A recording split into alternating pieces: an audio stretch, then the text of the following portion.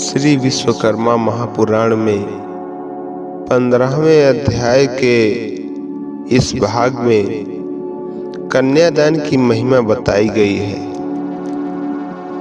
कन्यादान की महिमा के उपरांत जो भी व्यक्ति कन्यादान करता है वह अपने जन्म जन्मांतरों के सभी पापों का क्षय करके पुण्य कर्म कमाता है। इसलिए हर व्यक्ति को कन्यादान करना बहुत जरूरी होता है।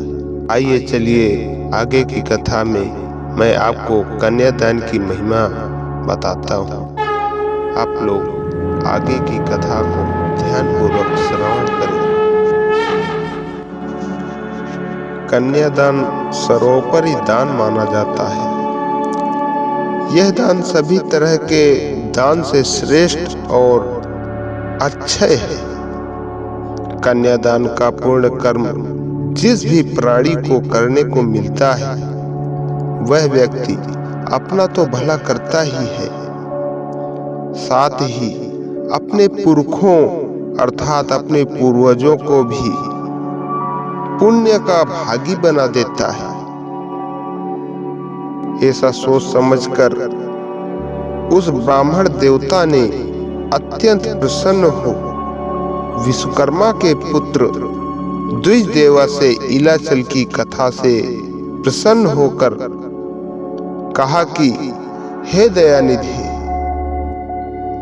इलाचल पर्वत की महिमा अत्यधिक सुंदर थी, जिसे सुनकर मेरा हृदय प्रफुल्लित हो उठा है। ऐसा कहकर वह ब्राह्मण भगवान श्री विश्वकर्मा के चरणों में गिरकर आग्रह करने लगा, हे प्रभु, आपके कहे अनुसार इस जगत में कुछ भी पाने की मेरी इच्छा नहीं है। मुझे कुछ देने की इच्छा हो तो वह दो जो अक्षय हो, जिसके पुण्य का फल कभी समाप्त न हो।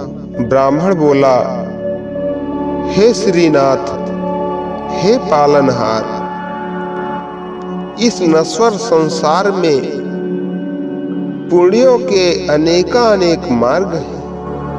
उसमें सर्वश्रेष्ठ कौन सा है जिसके करने से अक्षय पुण्य का फल प्राप्त होता है।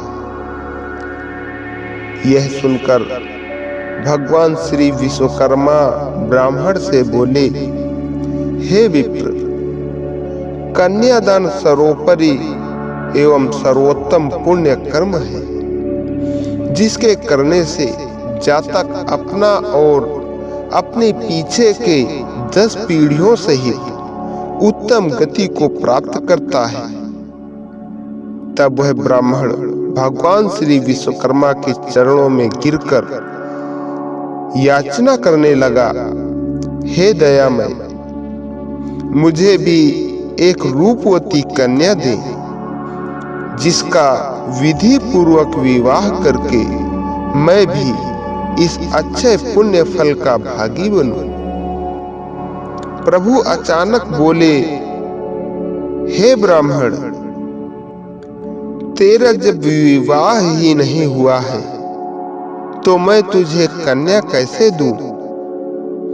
इससे तो अच्छा होगा कि तू एक सौभाग्यवती पत्नी पाने की इच्छा कर। तब वह ब्राह्मण बोला, यदि मैं पत्नी की अभिलाषा करूं तो मुझे गृहस्थ आश्रम में प्रवेश करना पड़ेगा और एक एक करके अनेक मुसीबतों का सामना करना पड़ेगा। मैं जानबूझकर ऐसी माया में नहीं फंसना चाहता। अगर आप मुझ पर प्रसन्न हैं तो ऐसा कीजिए कि मुझे गृहस्थ आश्रम में प्रवेश भी न करना पड़े और कन्यादान करने के लिए मुझे एक योग्य कन्या भी प्राप्त हो जाए। ब्राह्मण के कर्ण प्रिय वचनों को सुनकर तब प्रभु ने कहा, तथास्तु, और आगे बोले, हे ब्राह्मण, तू इस विश्व कुंड के किनारे बैठकर मेरा चिंतन करता हुआ तपस्या कर। समय आने पर तुझे इस विश्व कुंड के पास एक कन्या प्राप्त होगी। उसे तू एक कुलीन ब्राह्मण के साथ विवाह करके कन्यादान करके मेरी इच्छा को पूर्ण करना। तब प्रभु की आज्ञा अनुसार ब्राह्मण एक पर्णकुटी का निर्माण कर वहीं प्रभु का ध्यान करते हुए समय की राह देखने लगा। एक समय की बात है, एक नृत्यांगना को एक तपस्वी का शाप लगा था। उसके कारण वह घोड़ी बन गई थी तथा विश्व कुंड में स्नान करने से वह स्त्री बनी थी। तभी सूर्य नारायण उसे देखकर मोहित हो गए और उनका वीर्य खलित हो गया। पृथ्वी पर खलित बूंद से एक कन्या का जन्म हुआ था। वह रूप तथा गुण में अनेक प्रकार से श्रेष्ठ तथा मनोहर थी। अपने पास ही पृथ्वी पर इस तरह कन्या को देख वरदान के प्रभाव को नहीं जानने वाले उस ब्राह्मण को अत्यंत विस्मय हुआ। इस समय भगवान श्री विश्वकर्मा ने आकर उस श्रेष्ठ ब्राह्मण से कहा, हे द्विजवर, हे महाभाग, तुम अत्यंत भाग्यशाली हो।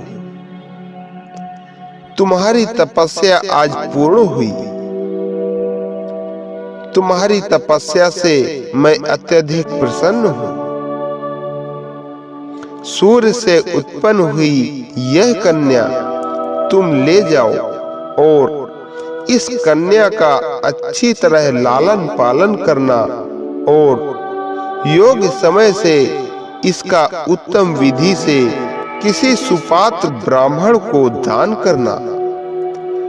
कन्यादान के पुण्य को प्राप्त करने के लिए तुमने जो मुझसे वर मांगा था सो मैंने तुम्हें यह दिया है।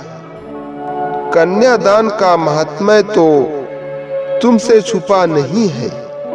इसके बाद तुम संसार के विरक्त होकर मेरी शरण को जाना। इसी के साथ श्री विश्वकर्मा महापुराण के 15वें अध्याय का कन्यादान की महिमा नामक पहला भाग समाप्त।